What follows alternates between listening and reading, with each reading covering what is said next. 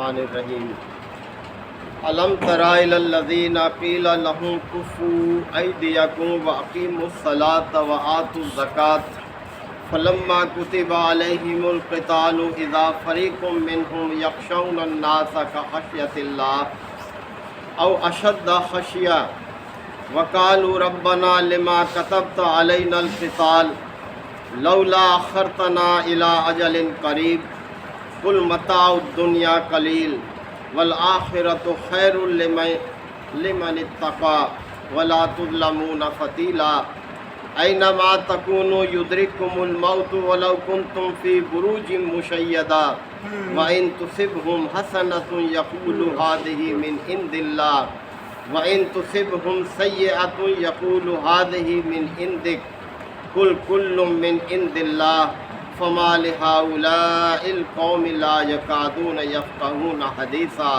صدق اللہ مولانا العظیم۔ سورہ نساء کے یہ 10 رکوع کی ابتدائی آیات ہیں۔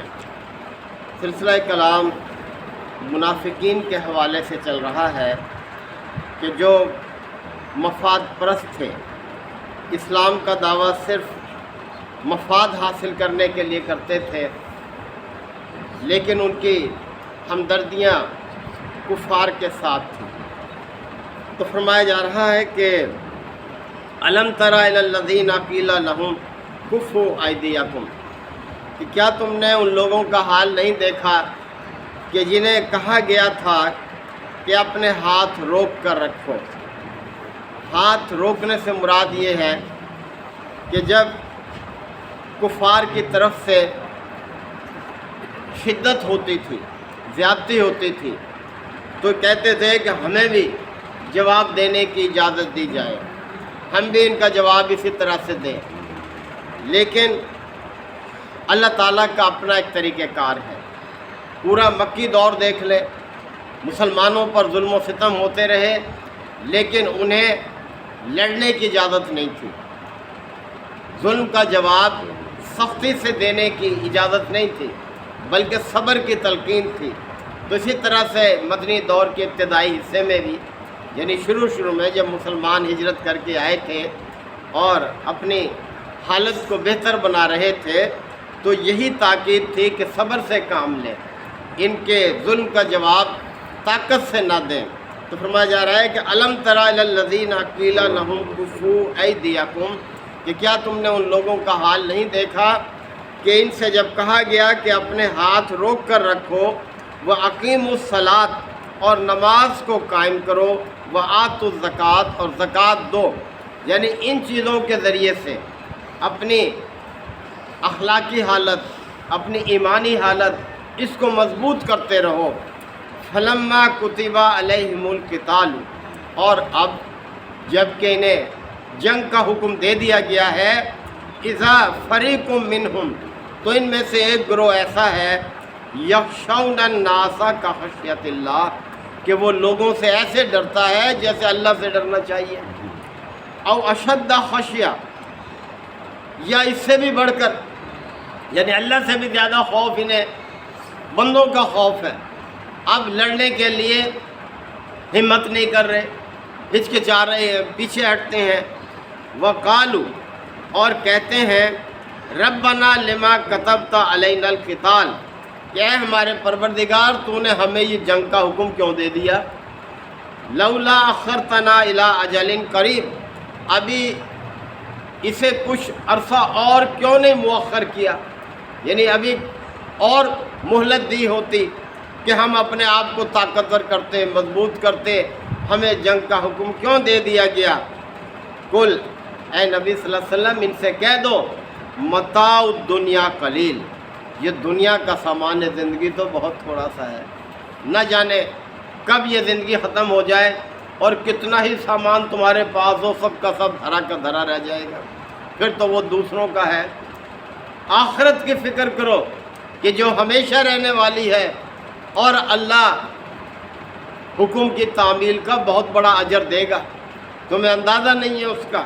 تو کل متاع الدنیا قلیل، آپ فرما دیں کہ دنیا کا سامان زندگی تو بہت تھوڑا سا ہے، والآخرۃ خیر لمن اتقی، اور آخرت بہتر ہے ان لوگوں کے لیے جو تقوی والے ہوں۔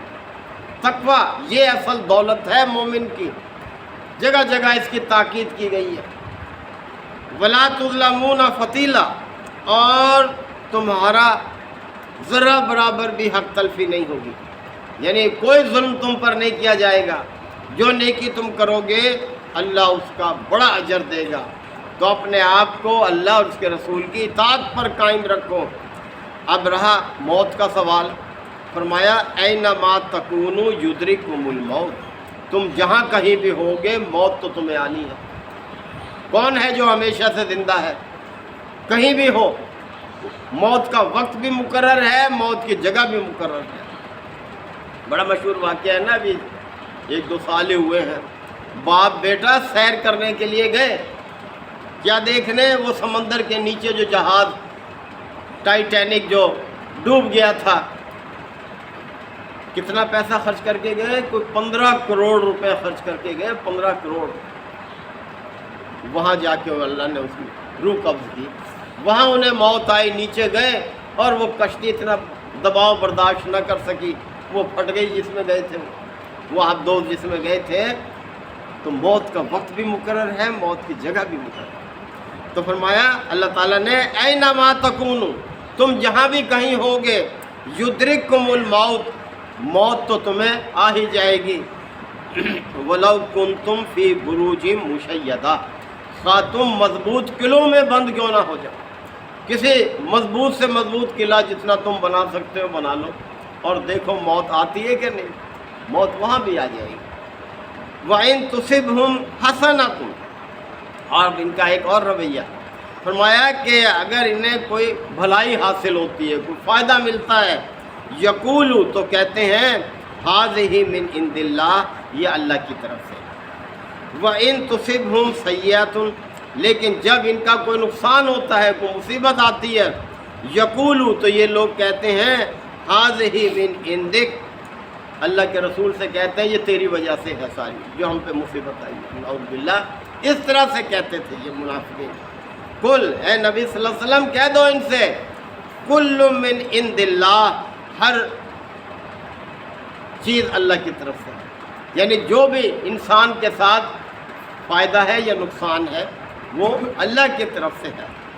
فما لہؤلاء القوم، ان لوگوں کو کیا ہو گیا ہے، لا یکادون یفقہون حدیثا، کہ کوئی بات ان کی سمجھ میں نہیں آتی، یعنی جتنی بھی حکمت کی دانائی کی باتیں ان کے سامنے رکھی جاتی ہیں یہ انہیں سمجھنے کی کوشش ہی نہیں کرتے۔ موت ہے تو بھائی وہ بھی آنی ہے، اللہ کی طرف سے اس کا وقت مقرر ہے، اور یہ نفع نقصان یہ بھی انسان کے ساتھ ہے۔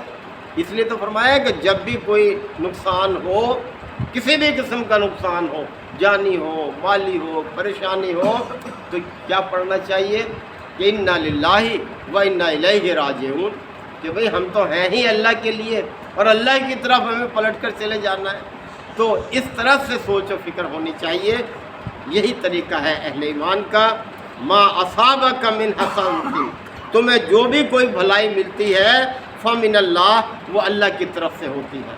وما اصابک من سیئۃ، اور جو نقصان جو کوئی تمہیں ایسا سامنا کرنا پڑتا ہے فمن نفسک، وہ تمہارے اپنے کرتوتوں کی وجہ سے ہوتی ہے۔ وَأَرْسَلْنَاكَ لِلنَّاسِ رَسُولًا، اور اے نبی صلی اللہ علیہ وسلم ہم نے تو آپ کو لوگوں کے لیے رسول بنا کر بھیجا ہے۔